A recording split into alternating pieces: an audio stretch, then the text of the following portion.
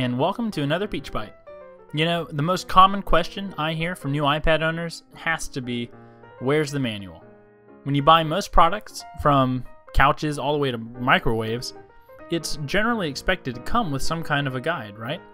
Well, just because there isn't a manual in the box doesn't mean the iPad doesn't have one. And in this PeachByte, I'm going to show you where to find it. Now, the iPad user manual is a book, and as such, it's found in Apple's iBooks application. Since this is a fresh iPad and I haven't added iBooks yet, let's do that now. I'm going to tap on the App Store, and since I know what I'm looking for, I'm going to tap on the Search Store button at the top right, which brings up the keyboard, and I'm going to type in iBooks. And once I've done that, I'll tap Search. And we get several results, but the one I want is at the top left, iBooks. I can tap on the icon to get more information about it to make sure this is the one I want, which it is, so I'll tap Install. Now, I recently used my Apple ID on this iPad, so it didn't ask me to enter in my password to download this application.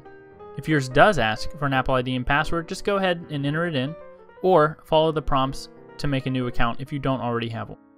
Our download's just about complete, so I'm going to press the Home button to leave the App Store, and there's iBooks ready for use. So I'm going to tap on the icon to open it up. Now, because this is the first time we've opened up iBooks, we're going to be presented with a couple of dialogues. This one is simply informing me that thanks to iCloud, my previously purchased books are available to be re-downloaded. And this one's asking me if I want iCloud to synchronize things like my bookmarks between my devices, which I do. And currently, we have a pretty lonely looking bookshelf here, but we can fix that. So at the top left, I'm going to tap on Store, which flips our bookshelf around, revealing the iBook Store. So very similar to the App Store that we saw earlier.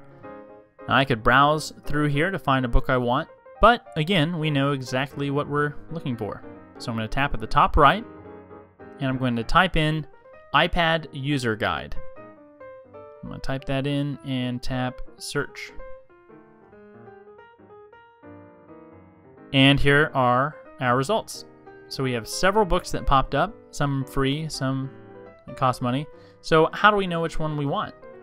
And if you look at the top left, there are two. The iPad User Guide for iOS 5.1, and then iPad User Guide for iOS 6. Now notice below here it says Apple Incorporated. This lets us know that Apple is the author of this book. I can tap on the icon to get more information just like we did in the App Store. And this all looks pretty good to me, so I'll just tap on Download. And though Apple's user guide is completely free, it may still ask you to type in your Apple ID and or password again. If so, you can go ahead and do that. And our guide is already done. There we go. Let's tap on it and open it up. Okay, it takes us right to the iPad at a glance section.